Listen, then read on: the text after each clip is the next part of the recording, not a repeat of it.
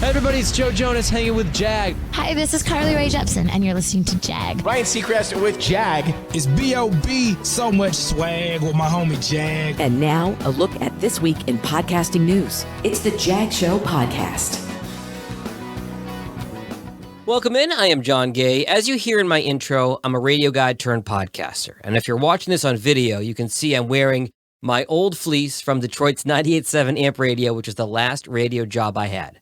That station no longer exists, much like 3.5 of the 5 music stations that I worked for full-time since 2004. The half is 95 XXX in Vermont, only has live DJs for parts of weekdays now.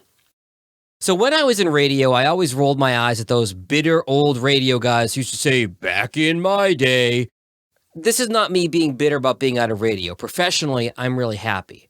But what upsets me is what's happened to the industry that I loved. I want to be clear, this is not an indictment of the many people who work hard in the trenches every day and get paid way less than they're worth and try to bring you compelling content 24/7 now with smaller staffs than ever. Many of those people are my friends, and hopefully still will be by the time I finish this. Radio's been around for over 100 years, and traditionally, rumors of its demise have been greatly exaggerated. TV was going to make it obsolete. Then the World Wide Web was going to. But music radio beat back all challengers and stayed relevant, thanks to 2 key ingredients: music and personality. And I think as an industry, we felt invincible. But there's been a perfect storm of threats to music radio over the last 25 years. I promise this isn't going to be a history class, but this piece is where it starts.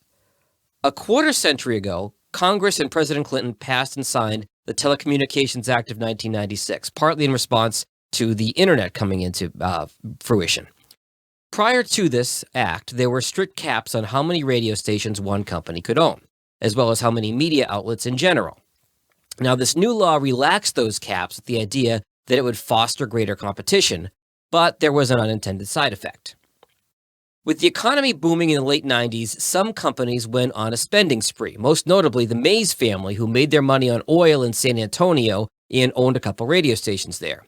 The Mays family's company, also known as Clear Channel, bought everything they could get their hands on, and at one point they owned over 1,100 radio stations across the country, everywhere from large markets to small and everywhere in between. Now, it seemed like a solid investment until the economy had a downturn in the early 2000s.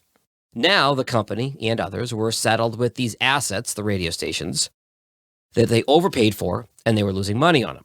The company was also now being publicly traded, and it had stockholders to answer to. So they started making widespread cuts before eventually taking a leveraged buyout by Bain Capital years later. And Clear Channel pioneered the practice of voice tracking, which allowed DJs to pre-record their shows, first their own shows locally, and then over a network to other cities in place of other paid employees. Thus, in a cost-cutting move, the product started to get watered down, losing its unique selling proposition, its personality. Now, the budget cuts continued throughout the decade. I was laid off from Clear Channel Burlington, Vermont in December of 2006, shortly before they sold off the small market stations there to another owner. Clear Channel's single biggest day of layoffs was January 20th, 2009, which, when you think about it, pretty savvy PR move. The news was going to get buried under the inauguration of America's first black president. Across the country, other radio stations were facing similar challenges at this point. Now, also around this time, ratings technology changed. Previously, participating listeners would fill out ratings diaries, jotting down which stations they listened to and for how long. This, of course, allowed for high human error. You didn't need to get someone to actually listen to your radio station. You just had to get them to think they did when they filled out the diary. It was all about recall. Also, the way most of us punch around our presets in the car, diary's not going to reflect that. You're not going to say 1 minute here, 1 minute here, 1 minute here, and so on and so forth. So Arbitron, now Nielsen, the ratings company, invented the PPM, or Portable People Meter. Respondents would carry them around, much like a pager or a cell phone, and it would record what stations the user was listening to. Now, there were issues, like if you're wearing headphones, it wouldn't always pick it up, and there were small sample sizes, but it seemed more accurate than the old system. PPMs were used in most of the 50 largest cities in the country, but then some more problems cropped up. An hour is divided into 4 equal quarter hours. Think of a clock cut in fourths. There's 0 to 15, 15 to 30, 30 to 45, and 45 back to 0. In order to get credit for a quarter hour of listening out of one particular listener, you had to get 5 full minutes out of that 15-minute window. Now, it could be all at once, could be in 5 one-minute increments or any other combination, but you needed 5 full minutes. So to maximize the opportunity to claim listeners and to minimize the opportunity to lose listeners, what radio stations had to do was spread their increasingly long commercial breaks across 2 quarter hours. So they'd straddle that 0, 15, 30, or 45 mark. So example, if you had 7 minutes of commercials, they might run 41 to 48 or 13 to 20. And every station did this. Have you ever been in the car and got frustrated that every radio station is taking commercial at the same time? Well, next time that happens, you look at the clock in your car. I'll almost guarantee it's right around 15, 30, 45, or 0.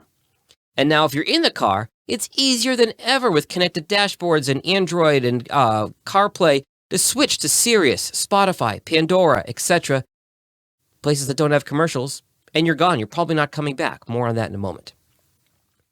The other problem with portable people meters is that it accurately showed tune-out when music DJs talk too long, as we are sometimes prone to do. So they told us, make it all about the music, talk less. And in a massive overreaction, one company even told its music DJs to limit all of their talk breaks to 7 seconds or less. Think about that for a second. This further eliminated radio's personality. And what these short-sighted bean counters didn't account for is that if a DJ is compelling, people will listen. Now, I'm not going to tell you that I was the world's greatest DJ in the history of DJs. I was good enough, though, to work at a large market like Detroit twice and run a station in New Orleans. So when I was doing nights here on Channel 955 in 2011, we looked at these meters, at the ratings. We'd have meters and people listening during the song. We'd keep them during the minute or so of phone calls that I ran on whatever topic I was doing that night. And a lot of them would even stick around during the station promo if it was good. They didn't leave until the commercials started. So rather than working with DJs and making sure we had compelling content, they muzzled us in favor of the music. Now, this might have worked, except that Spotify, Pandora, all the other music services, they were starting to come into their own. Sure, in 2000, the idea that music radio stations should be all about the music, that might have worked. But by 2011, with the accessibility of all these apps, why would you expect a listener to spend time with a radio programmer's playlist when they could easily make one of their own? So first, music radio limited its personality, and then they lost their other key selling point, being the go-to for music. Now, I'm not saying all of radio is dead. News, sports, talk, morning shows on music stations, they're all still holding their own. Why? Personality and connection. Of the 5 radio stations that I worked for full-time since 2004, the only one that still exists in the same form as when I was there is Channel 955 here in Detroit. Why? Their morning show host, Mojo in the Morning, that is a bigger brand than the radio station, and it's been around longer than the radio station itself. It's a personality-driven morning show that has unique content that consumers cannot find anywhere else. Okay, why have I chosen this week to talk about the death of music radio? Because it's no longer pundits like me who are just saying this. The actions of the 2 largest radio operators in the world, or in the country rather, prove that they agree with the idea. Clear Channel rebranded itself as iHeart Media in 2014, partly in an effort to shed the negative connotations around the name Clear Channel. And a few years later, they filed bankruptcy due to its $20+ billion with a B dollar debt. And at any rate, they've been focused on podcasts, in-person events, other aspects of entertainment since. And just over a month ago, I covered this in a previous episode of The Jag Show, they announced another organizational restructure. There's going to be 2 divisions within iHeart. There's the digital audio group. That's going to focus on all things digital, including the many companies they've bought as they've continued to lay off their radio employees.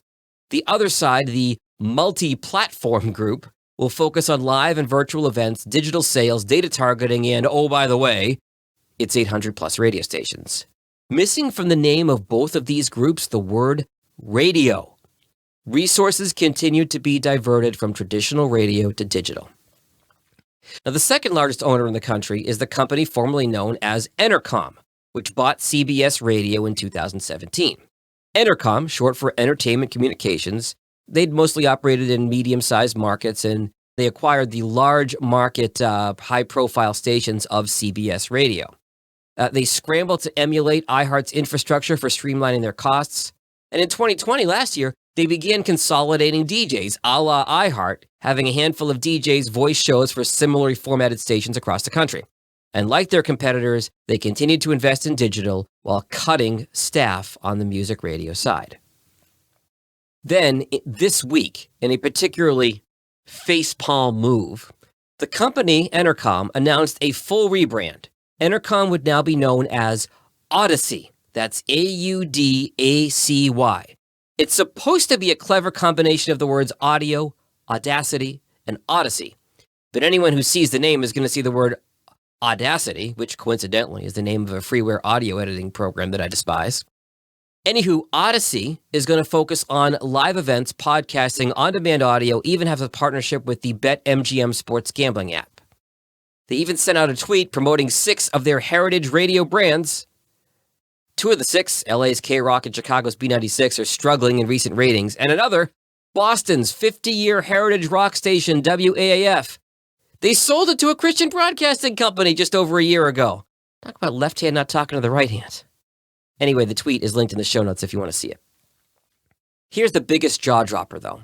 Have you ever heard of the radio.com app? You probably heard of it at least. That was CBS and then Entercom. Well, Odyssey is going to sunset both the app and the domain radio.com as part of their rebrand. As my colleague Matt Kundle points out, radio has become a 4-letter word. Think about this. He says, how much would the domain radio.com have been worth 10 years ago? Now, Odyssey is basically throwing it away. The 2 biggest players in commercial radio don't even want to be associated with the word radio anymore. Think about that. Now, I'm not ready to pull the plug on music radio just yet. And there are some diamond in the rough radio stations across the country that still connect with their listeners. I mentioned Channel 955 here in Detroit. But if radio is going to get off life support, smaller local companies need to buy radio stations back from these corporate behemoths. Programming decisions have to be made by radio people, not CPAs and other bean counters. Why are podcasts so big now with over 2 million in existence? Because people want to connect with other people. That's never been more true than in the pandemic. Look, as technology evolves, the old AM and FM radio transmitters, they might become relics of the past. As 4G, 5G, and more proliferate our world and become more and more connected. What used to be an over-the-air broadcast might become completely digital and online. But whatever the delivery method, the product matters. And with the big boys abandoning local radio for podcasts and more, it is going to take a revolution to bring radio back. And for those of you in it, keep fighting the good fight. As always, stay healthy, stay safe, and I will talk to you next week. Later. If you like what you just heard, share The Jag Show with someone else who's interested in podcasts. You can also follow The Jag Show on Apple Podcasts, Spotify, or wherever you get your podcasts. For help creating or improving your podcast, visit jagindetroit.com.